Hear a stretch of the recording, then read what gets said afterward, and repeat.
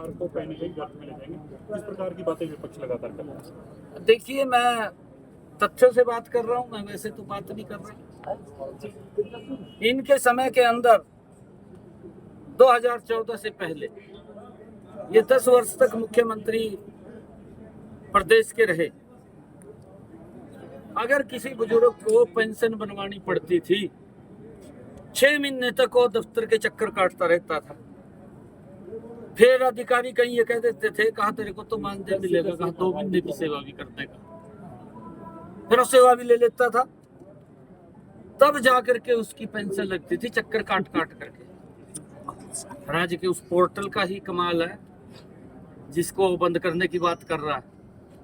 2,32,000 बुजुर्गों की पेंशन बन करके ऑटोमेटिक घर में चली गई। किसी दफ्तर में नहीं गए, किसी अधिकारी के पास नहीं गए, किसी की सेवा नहीं की, घर बैठे ही पेंशन बन करके उसके घर पे चली गई। हाँ, मैं बता रहा हूँ ना, आप चलाइए ना। 2,32,000 2,32,000। और उनके समय के अंदर कितनी बुजुर्गों को पेंशन देते थे वो भी बताना चाहिए। उसको बताना चाहिए था। श्वेत पत्र लेके आया, उसको ये पूछना चाहिए था, आपके समय में बुजुर्गों को जो सम्मान भत्ता दिया जाता था वो 500 रुपये था।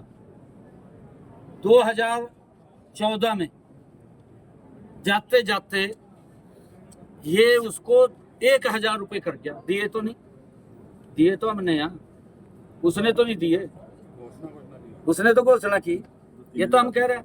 और हमने 10 वर्षों के अंदर आप लोगों के सामने आज बुजुर्गों को सम्मान भत्ता हम 3,000 रुपये दे रहे हैं।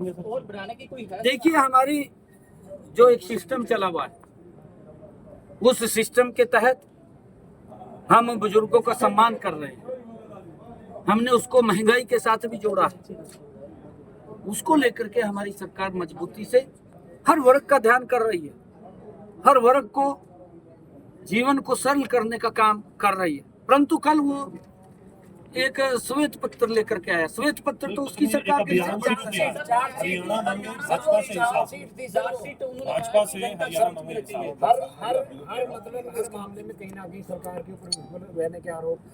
पॉइंट को मैं ब्रीफली बताऊंगा, उनकी सरकार का भी और हमने क्या किया है उसका भी पूरा बताऊंगा।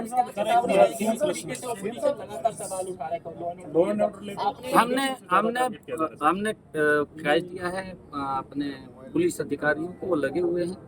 जो भी क्राइम करेगा वो बचेगा नहीं, उसके खिलाफ सख्त महत्वपूर्ण प्रश्न है भाई, कहाँ से घुस रहा बीच में?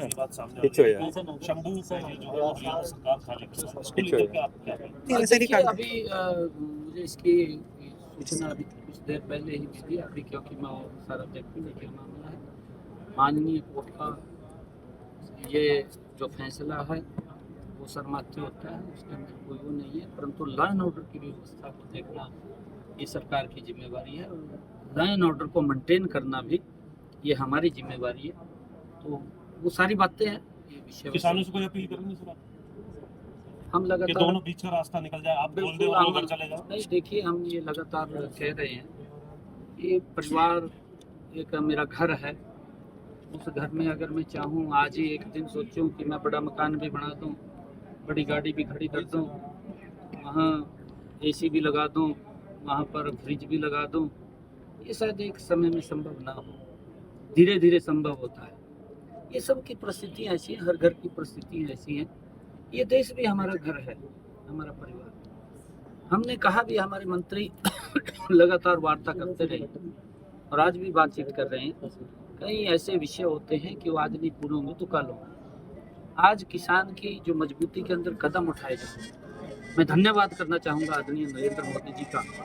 जब तीसरी बार मोदी जी ने शपथ लिया, शपथ लेते ही जब वो अपने ऑफिस के अंदर बैठे जा करके सबसे पहले जो कलम चली, वो कलम वो किसान के वेलफेयर के लिए चली, किसान की मजबूती के लिए चली। आप लोगों के सामने कितने उसके मन के अंदर किसान के उत्थान के लिए पीड़ा है कि मेरा किसान मजबूत हो। परंतु कांग्रेस तो राजनीति कर रही है। उसने जो 4 सीट ले रहा था उसके अंदर बताना चाहिए था भूपेंद्र हुड्डा ने उसने ये बताना चाहिए था कि जो स्वामीनाथन ने कहा था कि किसान की आय बढ़े, और उस कमेटी का ये चेयरमैन था ना, मेरे तो पता नहीं, चेयरमैन था ये, उस कमेटी का चेयरमैन था। उस कमेटी ने रिपोर्ट भी दी भी किसान की आय बढ़नी चाहिए, तो इसको पूछ भी लेना चाहिए कि तेरी केंद्र में भी सरकार थी, प्रदेश में भी सरकार थी, 4 सीट तो लेके आ गया ये है, और इसको पूछना चाहिए कि उस टाइम क्या किया आपने, ध्यान करना चाहिए। बहुत गांव के विकास के लिए 900 करोड़ रुपया, शहरी विकास के लिए और 113 करोड़ रुपया जो SC BC की चौपालें हैं उनके लिए जारी किया है, और राज्य वित्त आयोग से 429 करोड़ रुपया वो भी आज जारी किया है। ये लगभग 2400 करोड़ रुपए की राशि आज विकास कार्यों के लिए जारी की है।